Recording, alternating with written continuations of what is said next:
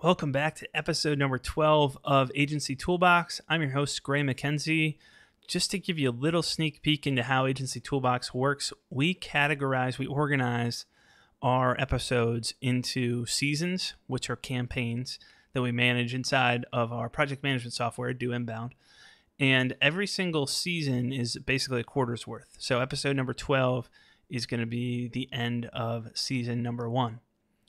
So that's a little sneak peek into where we're at. Welcome. You made it to the last episode here in season 1. I'm excited to come back in season number 2 with some of the feedback that I've gotten from the first 12 episodes that we've done and some of the lessons that I've learned, and also hit on some of the topics that you guys have brought up that you want to learn more about.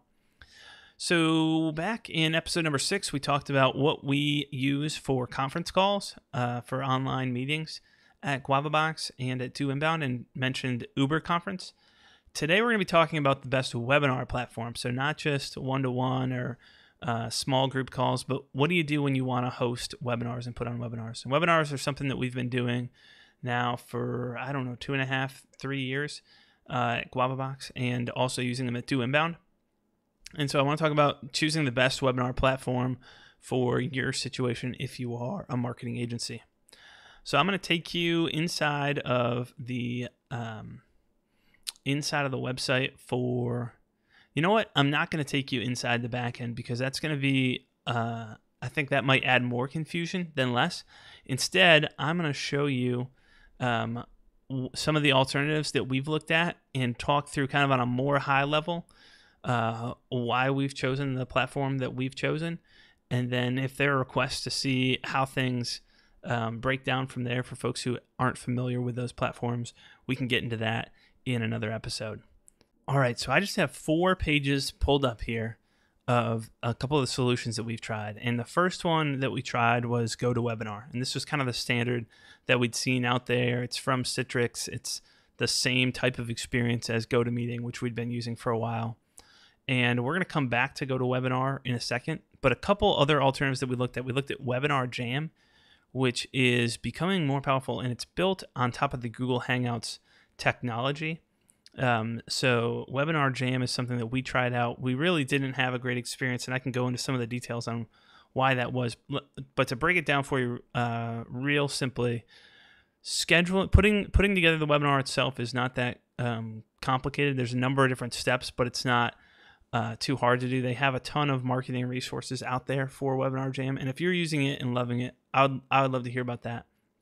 The reason that we wound up wanting to try WebinarJam was we wanted to use pre-recorded sections that we had put together inside live webinars that we were doing. So a live intro, and then have a pre-built section of content ready to go, so that we weren't relying on 3 or 4 different people to be on the webinar at the same time. And we do a number of webinars with just 1 or 2 of us. Usually try to have 2 people there, but we wanted to kind of spice things up a little bit more. And so we chose WebinarJam because it does have a system for playing YouTube videos or other recorded videos during your webinar.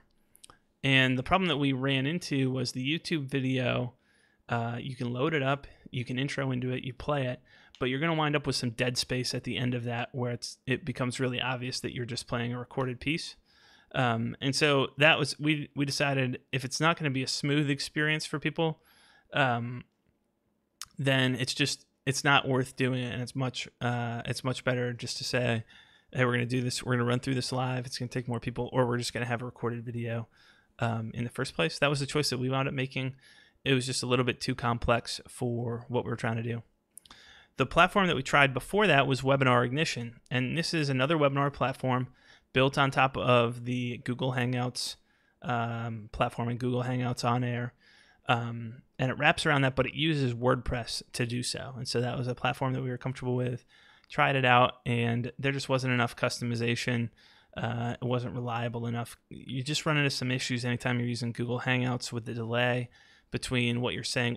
One of the things that was really important to us was the ability to have live interaction and unmute folks live on the call. And the problem is there was like a 30 to 45 second delay on average between what we were saying and then what people were hearing. So that kind of killed the live interaction aspect. Another tool, this is one that, just to be honest, I have not used this yet, but have looked at Zoom quite a bit and definitely want to try it out here at some point. But they do video conferencing, web conferencing, and also have been working on webinar solutions. So if you're using Zoom right now or another platform, there's probably 10 more platforms off the top of my head that I could name and that you've probably heard of that also are pretty popular webinar solutions out there. Some of them are significantly more expensive than these ones that we're looking at here. Some of them are less expensive or free.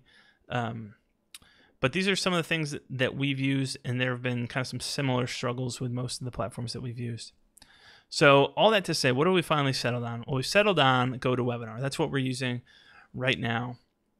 And we've been using this for quite a while, but some of the features that stick out that we like the most, number one is just the ability for live interaction. So the interface, I wouldn't describe it as kind of the sleek 2015 look. It looks a little dated, but it really is probably it's the most reliable platform that we've found for being able to unmute people, talk to them in real time, have live chat back and forth, use questions, use polls, a lot of the stuff that you're used to seeing. And most people are familiar with the GoToWebinar platform. So that has been a plus as well. Now, one of the major downsides, aside from the hassle of getting into it, is just that it's probably not the most bandwidth friendly. So we've run into some issues before with bandwidth, but they have updated a number of things in their technology, and that seemed to improve. And then another hesitation that I hear a lot is, well, it's really pricey to have. And, you do pay a little bit for it. For us, it's definitely worth it to have it. But as far as pricing on their end, let's see if they have it here. They do. Okay, so up to 100 attendees, you pay $79 per organizer per month. And all the way up to, if you want 1,000 attendees, then you're going to wind up paying $400 a month. I will say this about the pricing. They are more than willing to do discounts, and if you get on a call on a demo with somebody, the odds that you actually wind up paying these prices are not that high. I think right now we pay maybe $60 a month per organizer, or it's $50 to $60 a month per organizer. So it's still going to be pricey, but and that's on a plan that's up to 100 attendees per webinar. So it does really it's got a lot of nice things built into it, especially with the ability to do recordings, to do polls and surveys, and you're able to see how many people are paying attention, who's not active inside the window that you've got pulled up right now. So there's a good amount of stuff that comes with it, and you also additionally you'll get a free seat of GoToMeeting, so you can have as many GoToMeeting conferences or GoToWebinar webinars set up through that platform as possible. You just can't do both at the same time, so you can't run a GoToMeeting and a webinar at the same time. That's the tool that we've used. I've had people ask a little bit about how we actually run our webinars and what makes an effective webinar. There's a lot of training. I don't think that we're experts. We've been doing it for a couple of years now and have learned a lot of good lessons. That's something where we bake some of our webinar processes into the Do Inbound platform. So if you're interested in learning more, you can shoot me an email, gray@doinbound.com, and that may be something to this point. I've just kind of answered those on a one-by-one basis, but maybe something that we roll into a future episode. Also, if you have tips on running effective webinars, head over to doinbound.com/toolbox. I'd love to see that in the comments there for everyone to learn from, or if you send it to me directly via email, I'll do my best to share that as well. All right, well, that's going to do it for episode number 12 of Agency Toolbox. I appreciate you sticking it out for season number 1. I'd love your feedback on how to improve the podcast as a whole, and look forward to seeing you back in episode number 13, the beginning of season 2 of Agency Toolbox.